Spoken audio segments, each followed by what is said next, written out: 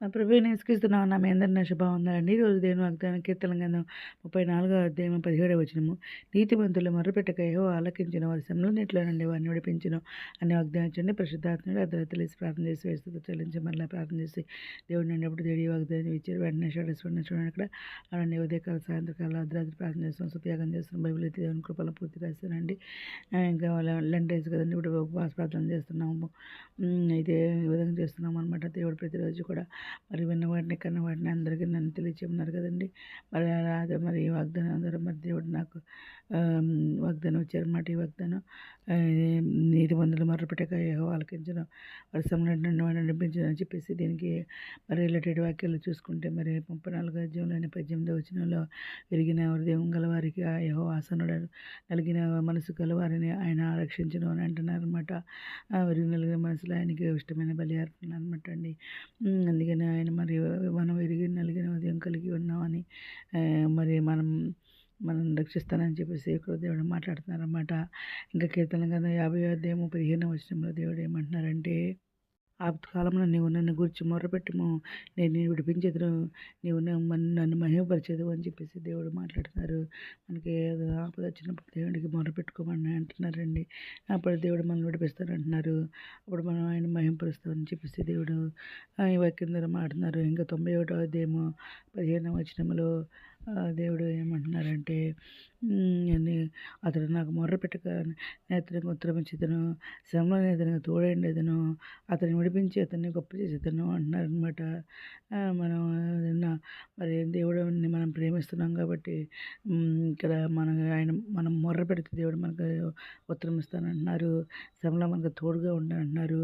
మనం విడిపించి మనల్ని గొప్ప చేస్తానని చెప్పేసి దేవుడు ఇక్కడ మాట్లాడుతున్నారు అనమాట అండి.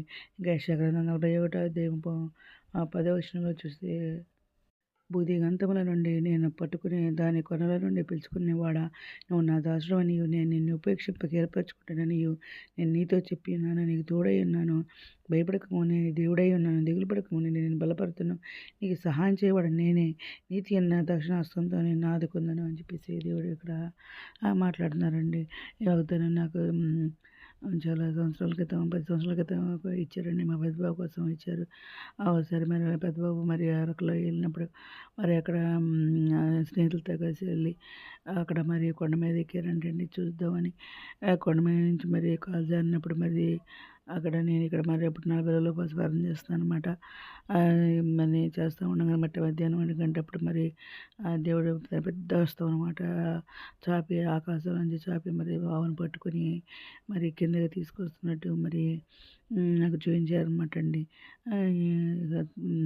అక్కడ మరి కాలు జరిగిందంటే అక్కడ చెట్టు కొమ్ము కనబడితే పట్టుకుని ఆగి రక్షించబడ్డాడు అనమాట. అయితే ఆ చెట్టు కొమ్మ కాదండి, దేవుడి హస్తమే అనమాట. పట్టుకుని జాగ్రత్తగా కింద తీసుకొచ్చి మరి ఇంటికి తీసుకొచ్చారనమాట. నేను అడిగాను అనమాట, నాకు ఇలా కనిపించింది, ఏమైంది బాబు అని అంటే అప్పుడు చెప్పాను అనమాట, కొంచెం కాలు జారింది, అక్కడ చెట్టు కొమ్మ పట్టుకున్నానని. ఆ చెట్టు కొమ్మ కాదు, దేవుడు హస్తము ఆకాశంలో నుంచి చేయి చాపి నేను పట్టుకున్నాడు, అంటే మధ్యాహ్నం నాకు దర్శనం కనబడింది అని చెప్పేసి చెప్పానమాట అండి. ఈ విధంగా ఈ వాక్యం మళ్ళా మళ్ళీ 5 సంవత్సరాల క్రితం మళ్ళీ దేవుడు ఇంగ్లీష్లో మాట్లాడారనమాట. Don't fear I my God our strength అని చెప్పేసి దేవుడు మరి ఇంగ్లీష్లో కూడా మా పెద్ద బాబుకి ఇచ్చారనమాట. ఆ విధంగా ఈ వాగ్దానం ఇప్పటికీ మరి పెద్దబాబుకి ఇస్తూ ఉంటాడండి దేవుడు. చాలాసార్లు ఇచ్చారు. మళ్ళీ ఇందులో కూడా దీనికి రిలేటెడ్ వాక్యాలు ఈ వాక్యం ఉందన్నమాట అండి. ఇంకా దేవుడు ఏమంటున్నారంటే, 1 పేతురు రాసిన పత్రిక 3వ అధ్యాయము 12వ వచనంలో దేవుడు ఏమంటున్నారంటే, ప్రభు కన్నులు నీతిమంతుల మీదను ఆయన చెవులు వారి ప్రార్థనల వైపును ఉన్నవి కానీ ప్రభు ముఖము కీడు చేయ వారికి విరోధంగా ఉన్నది అని చెప్పేసి దేవుడు మాట్లాడుతున్నారనమాట. మరి అవునండి, నిజమే, దేవుడి కన్నులు ఎప్పుడు కూడా నీతిమంతుల మీద ఉంటాయంట. ఇప్పుడు కూడా మరి ఆయన వారి పెదవుల నుంచి వచ్చే ప్రార్థన వైపు ఉంటాయంట. ఇంకా మరి దేవుడి ముఖము కీడు చివరికి విరోధముగా ఉందని చెప్పేసి దేవుడు ఇక్కడ మాట్లాడుతున్నారు. ఇంకా కీర్తన గ్రంథము 34వ అధ్యాయం 19వ వచనంలో దేవుడు ఏం మాట్లాడుతున్నారంటే, నీతిమంతుని కలుగు ఆపదలు అనేకములు వాటన్నిటిలో నుండి యెహోవా వారిని విడిపించును అని చెప్పేసి దేవుడు మాట్లాడుతున్నారనమాట అండి. ఇంకా మరి అనేక ఆపదలు వస్తాను అంటే వాటన్నిటిలో నేను విడిపిస్తానని చెప్పేసి దేవుడు కూడా మనకు వాగ్దానం ఇస్తున్నారనమాట. ఈ వాక్యాలన్నీ కూడా దేవుడు మన ప్రార్థన వింటాడని, శ్రమలన్నిటి నుంచి విడిపిస్తాడని ఈ వాగ్దానాలన్నీ కూడా మనకు హామీ ఇస్తున్నాయని చెప్పేసి ఏదైనా మాట్లాడుతున్నాడు దేవుడు. ఏదైనా వాగ్దానం అందరి జీవితంలో ఇవ్వాలని కోరుకుంటూ ఈరోజు మనం ప్రార్థన చేసుకుందాం. మా ఉన్నతుల సరస్వతి ముందు రకమైన నాన్నగారు స్తుతిస్తున్నాదండి. ఆయన మీద ప్రపంచ ప్రతి ఒక్క బిడ్డని పేరు పేరు న్యాయం చేసుకోండి. ప్రతి ఒక్క బిడ్డ అవసరం తెచ్చండి, అక్కలు తెచ్చండి, కోరికలు తెచ్చండి.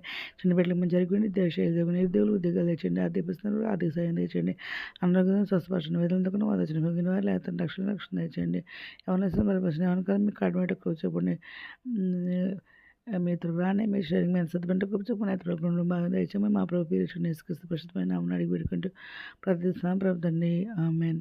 మేము దీని ప్రార్థనలో మా కుటుంబం గురించి కూడా ప్రేర్ చేయమని మనం చేసుకున్నాను. ప్రభు సేవలో మీ సహోదరి. God bless you.